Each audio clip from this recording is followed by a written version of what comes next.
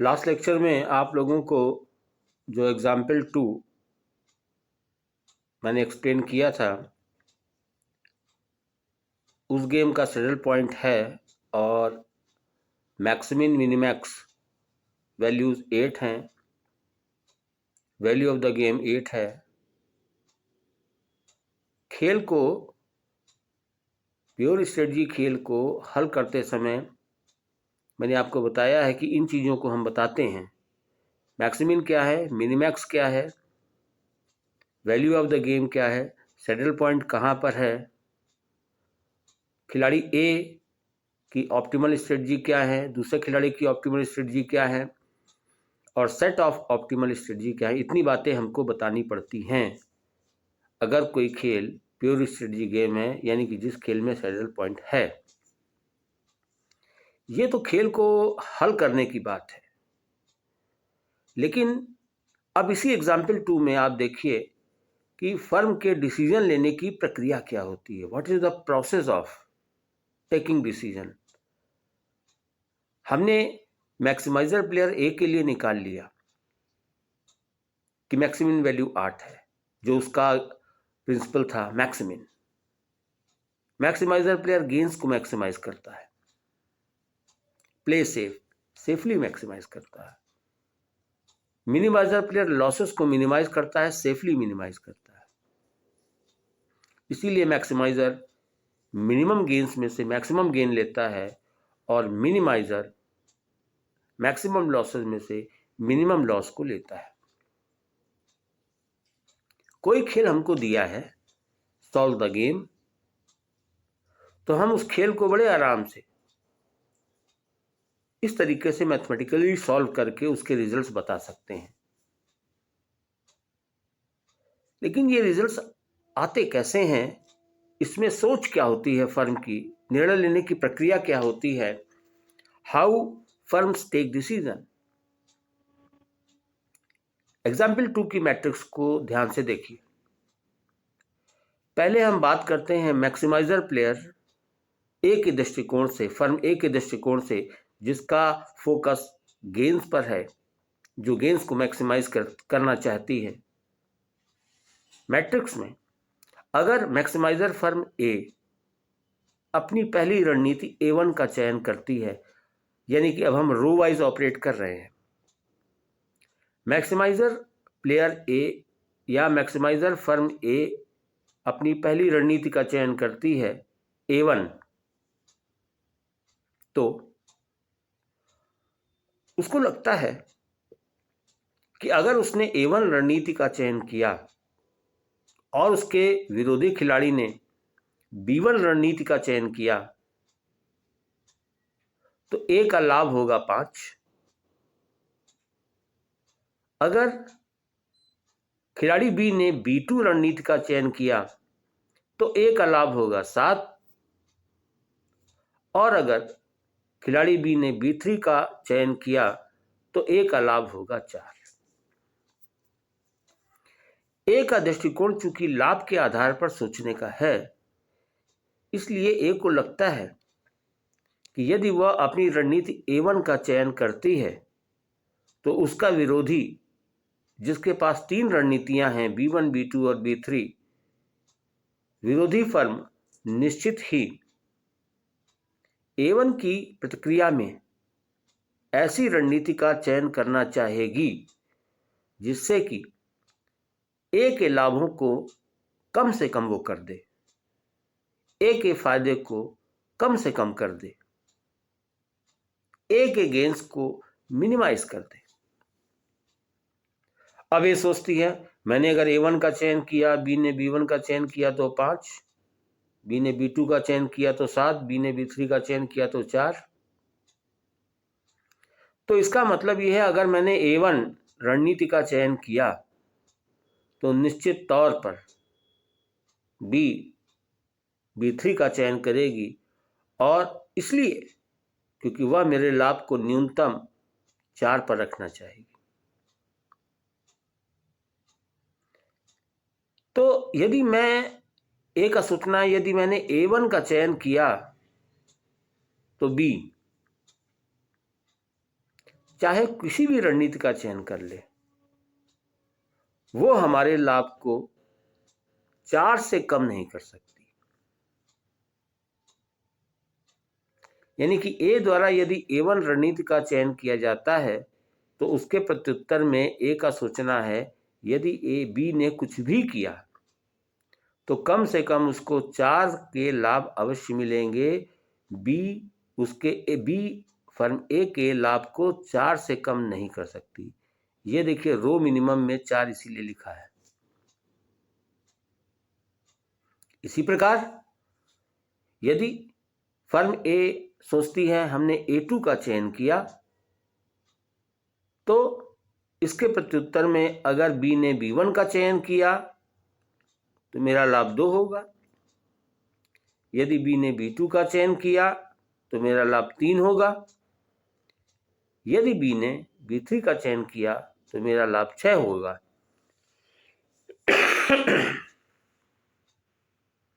A2 का मानना है कि यदि ए का मानना है कि यदि उसने A2 का चयन किया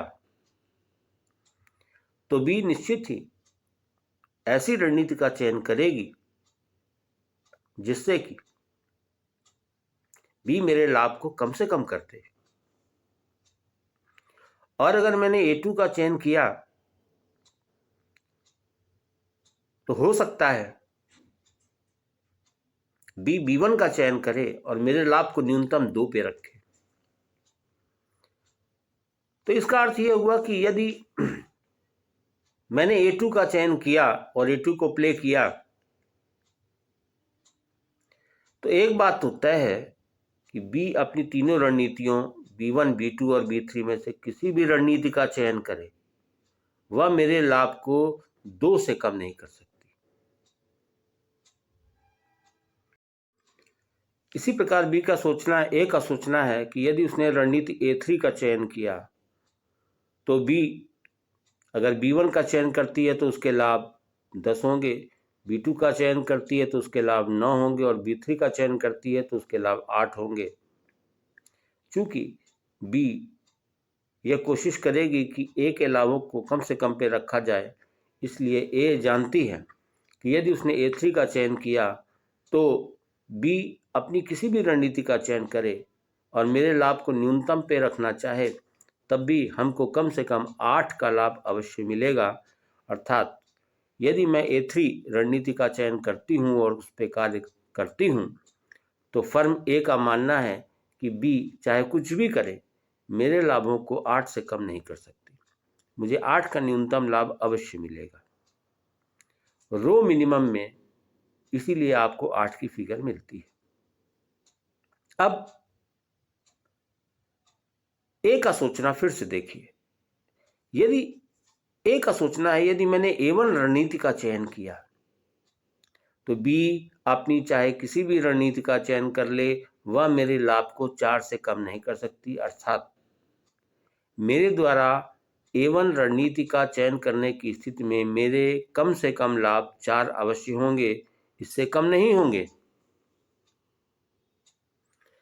यदि मैंने A2 का चयन किया तो बी चाहे अपनी कोई भी रणनीति लगा ले मेरे लाभों को घटाने के लिए, लेकिन यदि मैंने A2 रणनीति को चुना और उस पर हम चले तो बी चाहे कुछ भी कर ले वह मेरे लाभ को 2 से कम नहीं कर सकती। यदि मैंने A3 रणनीति का चयन किया और उस पर चले तो बी चाहे कुछ भी कर ले वह मेरे लाभ को 8 से कम नहीं कर सकती।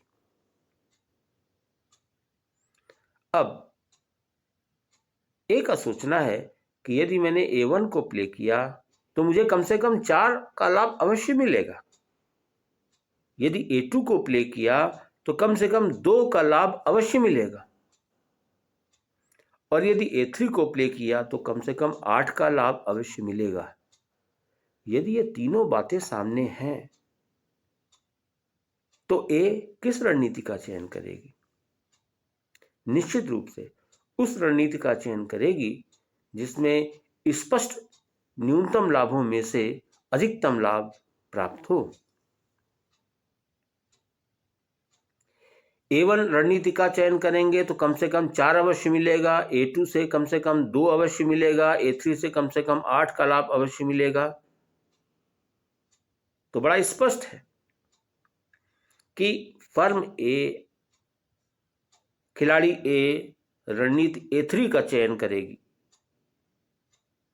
जिसमें उसको निश्चित न्यूनतम लाभों में से अधिकतम लाभ 8 का मिल रहा है। अर्थात A1 ए के पास जो 3 रणनीतियां दी हुई थी, A1, A2 और A3, उसमें से उसने जिस रणनीति का चयन किया, जो खेल में उसकी ऑप्टिमल स्ट्रेटजी हो गई, जो इस खेल में उसकी प्योर स्ट्रेटजी हो गई, जिसको कि वो पूरे खेल में नहीं बदलेगी, वो हुई A3।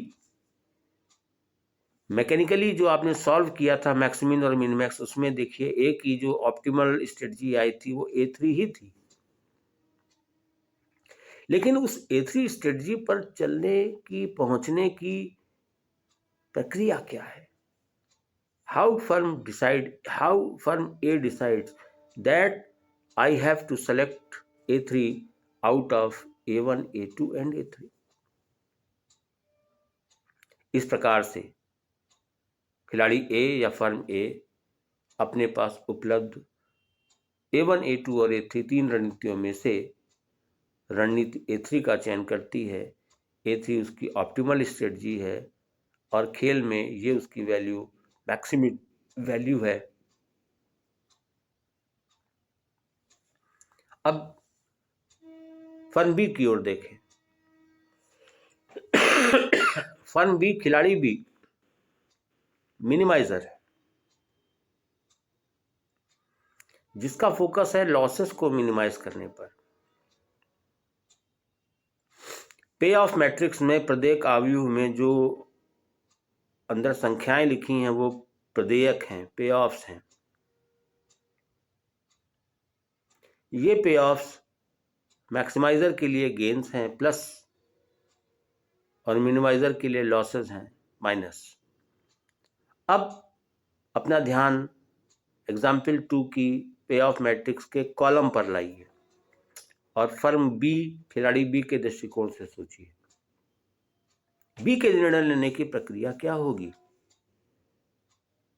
फर्म बी का सोचना है, जो मिनिमाइजर प्लेयर है, जो लॉस पर फोकस कर रही है, जो लॉस को मिनिमाइज करना चाहती है। फर्म बी का सोचना है, यदि मैंने अपनी रणनीति B1 का चयन किया और उसके विरोध में फर्म ए ने A1 का चयन किया तो मेरा लॉस 5 होगा। यदि ए ने A2 का चयन किया तो मेरा लॉस 2 होगा। यदि ए ने A3 का चयन किया तो मेरा लॉस 10 होगा। ऐसे में यदि मैंने B1 का चयन किया तो निश्चित ही मेरी विरोधी फर्म ए अपनी A1, A2 और A3 में से ऐसी रणनीति को लगाएगी कि मेरा लॉस मैक्सिमम हो। तो पूरी उम्मीद है कि यदि मैंने B1 का चयन किया तो फर्म ए विरोध में रणनीति A3 का चयन करेगी और मेरे लॉस को अधिकतम 10 कर देगी। तो वो ये मान के चलती है फर्म बी कि मैंने यदि B1 का चयन किया तो फर्म ए की प्रतिक्रिया स्वरूप मेरा जो अधिकतम नुकसान होगा वो 10 का होगा।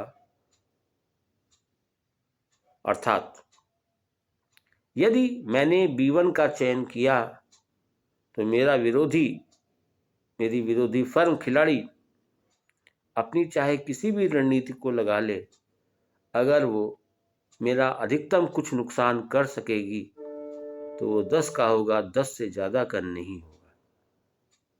अर्थात रणनीति B1 को अपनाने में मेरा मैक्सिमम लॉस 10 होगा, 10 से ज़्यादा नहीं हो सकता। इसीलिए कॉलम में वो मैक्सिमम फिगर को चूज करती है। इसी प्रकार फर्म बी का सोचना है, यदि मैंने B2 रणनीति को अपनाया और फर्म ने विरोध में A1 को अपनाया तो मेरा नुकसान 7 होगा। यदि A2 को अपनाया तो मेरा नुकसान 3 होगा। यदि A3 को अपनाया तो मेरा नुकसान 9 होगा। तो मेरे द्वारा यदि B2 रणनीति को अपनाया गया तो मेरा विरोधी चाहे कुछ भी कर ले, मेरे नुकसान को 9 से ज्यादा नहीं कर सकता। इसी प्रकार यदि रणनीति B3 को अपनाया गया तो मेरी विरोधी फर्म यदि A1 अपनाती है तो मेरा नुकसान 4 होगा। यदि A2 को अपनाती है तो मेरा नुकसान 6 होगा। यदि A3 को अपनाती है तो मेरा नुकसान 8 होगा। पूरी उम्मीद है कि यदि मैंने B3 को अपनाया तो मेरा विरोधी अपनी रणनीतियों में से उस रणनीति को अपनाने की कोशिश करेगा, प्रतिक्रिया स्वरूप उसी को लागू करेगा जिससे वह मेरे नुकसान को अधिकतम कर दे। इसलिए पूरी उम्मीद है कि यदि मैंने B3 को अपनाया तो मेरी विरोधी फर्म खिलाड़ी A3 रणनीति को अपनाएगी और मेरे नुकसान को अधिकतम 8 करेगी।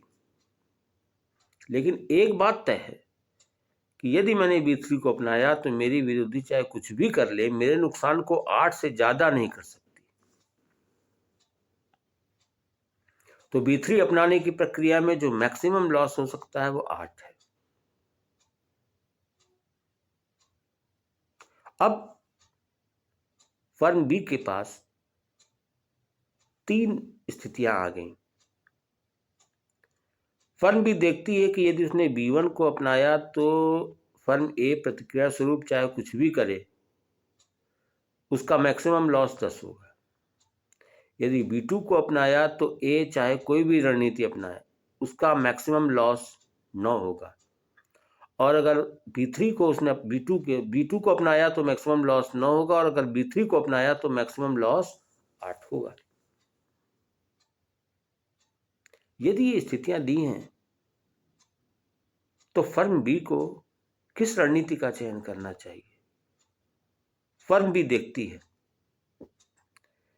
B1 अपनाने पर ए चाहे कुछ भी कर ले, मैक्सिमम लॉस 10 होगा, उससे ज्यादा नहीं।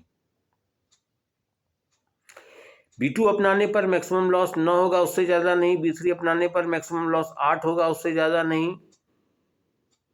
तो क्लियर है कि B1 और B2 और B3 के दिए हुए होने पर फर्म बी रणनीति B3 का चयन करेगी, जहां उसके मैक्सिमम लॉस में सबसे कम लॉस है, 8। Play safe. लॉसेस को मिनिमाइज करना है, सेफली मिनिमाइज करना है। तो अगर B1 अपनाने पर लॉस 10 का है, B2 अपनाने पर 9 का है और B3 अपनाने पर 8 का है, तो 8 वाला ऑप्शन लेंगे। और इस प्रकार से जो 3 विकल्प फर्म बी के पास उपलब्ध हैं, उन 3 विकल्पों में से तो इस प्रकार से दोनों फर्मों के जो निर्णय लेने की प्रक्रिया है उसमें यह स्पष्ट हो गया कि ए के द्वारा रणनीति A3 का चयन किया जाएगा और बी के द्वारा रणनीति B3 का चयन किया जाएगा। खेल के हल हमें मालूम है, जो हल हमने निकाले थे वही बातें सामने आ रही हैं, लेकिन निर्णय लेने की प्रक्रिया स्पष्ट ऐसे हुई कि A1, A3, A2 और A3 3 रणनीतियों में से इष्टतम रणनीति A3 का चयन ए कैसे करती है। मिनिमाइजर फर्म या मिनिमाइजर खिलाड़ी बी B1, B2 और B3 3 दी हुई रणनीतियों में से रणनीति B3 का चयन कैसे करती है। ए की ऑप्टिमल स्ट्रेटजी A3, बी की optimal strategy B3, set of optimal strategy A3 and B3। ये उदाहरण निर्णय लेने की प्रक्रिया 2% जीरो सम गेम में तब आई जब हमारे गेम में सैडल पॉइंट था, मैक्सिमिन मिनिमैक्स के बराबर था, और ये एक प्योर स्ट्रेटजी गेम था जहां ए ने A3 को अगर सेलेक्ट किया तो पूरे खेल भर वह A3 पर ही चलती रहेगी, अपनी रणनीति को बदलकर A1 या A2 पर नहीं लाएगी। बी की प्योर स्ट्रेटजी B3 होगी, वह अपनी स्ट्रेटजी में चेंज नहीं करेगी, पूरे खेल भर B3 को ही अडॉप्ट करेगी। This is the game of pure strategy where saddle point exist. इस तरीके के खेलों में जो निर्णय लेने की प्रक्रिया है उसके साथ ही एक क्वेश्चन एग्जाम्पल के रूप में आपको हमने कल दिया था, और उस क्वेश्चन को आप देखें। सबसे पहले चेक कीजिए क्वेश्चन में सैडल पॉइंट है कि नहीं। सैडल पॉइंट को चेक करने के लिए मैक्सिमिन और मिनिमैक्स वैल्यूज को देखिए। मैक्सिमिन और मिनिमैक्स वैल्यू क्या है? Maximin value 4, minimax value 4। एक बात तय हो गई, मैक्सिमिन बराबर मिनिमैक्स, खेल में सैडल पॉइंट है, ये तय हो गया कि खेल प्योर स्ट्रेटजी गेम है। अब जब तय हो गया तो प्योर स्ट्रेटजी गेम को सॉल्व कीजिए, और जब आप सॉल्व करेंगे तो आप किन चीज़ों को बताएंगे? मैक्सिमिन क्या है? 4। मिनिमैक्स क्या है? 4। वैल्यू ऑफ द गेम क्या है? वैल्यू ऑफ द गेम वहां मिलती है जहां सैडल पॉइंट होता है, और सैडल पॉइंट क्या होता है? जहां ऑप्टिमल स्ट्रेटजीज इंटरसेक्ट करती हैं। तो सैडल पॉइंट है इंटरसेक्शन पॉइंट। ए की ऑप्टिमल स्ट्रेटजी A2, बी की optimal strategy B3, set of optimal strategies A2 B3। Saddle point कहाँ है? जहां A2 रो के हिसाब से और B3 कॉलम के हिसाब से इंटरसेक्ट करती हैं। That point is saddle point, और वहां जो लिखा है, जो पे ऑफ है, वो वैल्यू ऑफ द गेम है, और वैल्यू ऑफ द गेम क्या हुई? 4। तो प्योर स्ट्रेटजी गेम अगर है तो मिनिमैक्स मैक्सिमिन के बराबर, और जो वैल्यू मैक्सिमिन की होगी, जो वैल्यू मिनिमैक्स की होगी, वही वैल्यू ऑफ द गेम होगी। यानी कि मैक्सिमिन और minimax upper value of the game and lower value of the game दोनों बराबर होंगी। इस तरीके से आपको कोई भी क्वेश्चन अगर दिया जाता है, solve the following game, 2% game, 2 खिलाड़ी, 2 फर्म, 2 पक्ष, ए और बी, एक्स एंड वाई, कुछ भी, और एक मैट्रिक्स दी है, पे ऑफ मैट्रिक्स। उसमें जो अंदर चीजें दी हैं, पे ऑफ्स। पे ऑफ्स क्या है? ए और बी के रिएक्शंस के और एक्शंस के जो संभावित परिणाम है, वो पे ऑफ्स है। जो संख्याएं अंदर लिखी रहती हैं वो पे ऑफ्स है, वो ए और बी के एक्शंस और रिएक्शन के संभावित परिणाम है। जहां प्रत्येक प्रत्येक का मतलब, प्रत्येक संख्या का मतलब पे ऑफ मैट्रिक्स में मैक्सिमाइजर के लिए गेन है प्लस, मिनिमाइजर के लिए लॉस है माइनस। इसीलिए अलजेब्राइक सम 0 होता है। आप जितनी भी संख्याएं पे ऑफ मैट्रिक्स के अंदर लिखी हुई हैं सबको एक्स से एक्सप्लेन कर सकते हैं। 9 लिखा है तो +9 ए के लिए, -9 बी के लिए। 5 लिखा है, +5 ए के लिए, -5 बी के लिए। हर प्रत्येक के लिए +5 अलजेब्राइक सम 0 है, इसीलिए इसको हम 2% जीरो सम गेम कहते हैं। और चूंकि हर जगह 0 ही रहता है, इसीलिए इसको कांस्टेंट सम गेम कहते हैं। बीजगणितीय योग 0 है, इसलिए शून्य राशि खेल, और चूंकि बीजगणितीय योग 0 होता है और हर जगह 0 होता है, इसलिए इसको स्थिर राशि खेल भी कहते हैं। इस तरीके से कोई भी गेम दिया हो, सबसे पहले सैडल पॉइंट चेक करिए। सैडल पॉइंट मिलता है तो प्योर स्ट्रेटजी गेम है, और फिर प्योर स्ट्रेटजी गेम को सॉल्व करने के प्रोसेस में जितनी चीज़ें बताई जाती हैं उतनी सारी चीज़ें आप बताइए। जो कुछ स्टडी मटेरियल आपको आज दिया है उसमें पेज नंबर 4 पर एक क्वेश्चन है, सॉल्व द फॉलोइंग गेम। उस गेम को आप सॉल्व कीजिए। सॉल्यूशन आपको दिया है, चेक करके देखिए।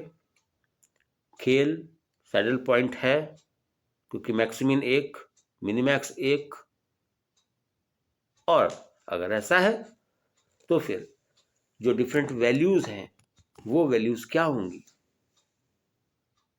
वो हम निकाल सकते हैं। प्योर स्ट्रेटजी गेम में हमको क्या क्या चीज़ें निकाल कर बतानी पड़ती हैं आपको बता चुके हैं। एक क्वेश्चन आपको और दिया है पेज नंबर 4 पर, सॉल्व द फॉलोइंग गेम। अब आप खुद इसको सॉल्व करें, देखें। ये एक सेटअप है। अब मान लीजिए इसी तरीके से आपको कोई गेम दिया हुआ है और आप के लिए क्वेश्चन में लिखा है सॉल्व द फॉलोइंग गेम। आपने पहला स्टेप किया, सैडल पॉइंट है या नहीं इसको चेक किया, और उसके लिए आपने देखा मैक्सिमम मिनिमैक्स के बराबर है या नहीं। उसके लिए आपको मैक्सिमम निकालना पड़ेगा और मिनिमैक्स निकालना पड़ेगा। और जब आपने मैक्सिमम और मिनिमैक्स निकाला तो पता चला मैक्सिमम मिनिमैक्स के बराबर नहीं है। एक बात तय हो गई कि इस खेल में सैडल पॉइंट नहीं है, और अगर सैडल पॉइंट नहीं है तो मिक्स स्ट्रेटजी का खेल हो गया। स्टडी मटेरियल के पेज नंबर 5 को देखिए। पेज नंबर 5 में एक 2x2 की मैट्रिक्स दी है, 2 रोज हैं 2 कॉलम्स हैं, 2 खिलाड़ी हैं ए और बी। जो ए है उसकी रणनीतियां हैं A1 और A2, जो बी है उसकी रणनीतियां हैं B1 और B2। दोनों खिलाड़ी अपनी रणनीतियों के हिसाब से चलते हैं और उनके जो संभावित प्रदेयक हैं वो दिए हैं मैट्रिक्स में। 2 रो और 2 कॉलम की मैट्रिक्स 2x2 की। लिखा है solve the following game. Page number 5। अब आपने सॉल्व करने में पहला स्टेप किया, सैडल पॉइंट को चेक किया, मैक्सिमम निकाला, तो आपने देखा कि मैक्सिमम आया 10। मिनिमैक्स निकाला तो मिनिमैक्स आया 15।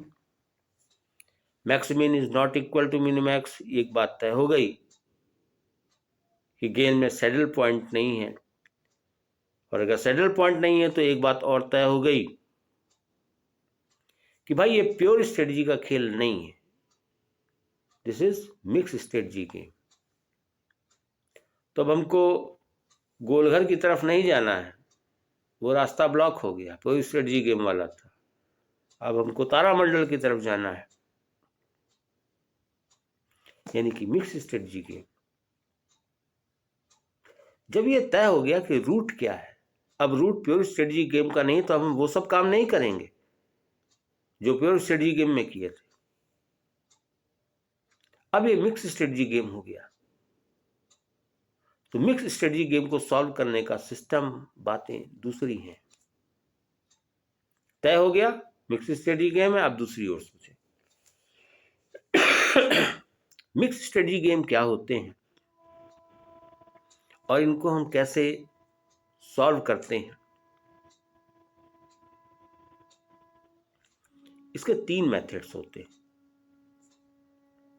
जब ये तय हो गया कि मिश्रित तरकीब का खेल है,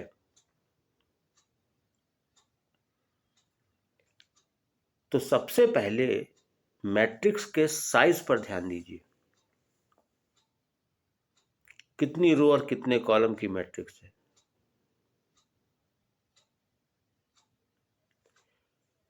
मिश्रित तरकीबों के जो खेल होते हैं उनको हल करने के 3 तरीके हैं।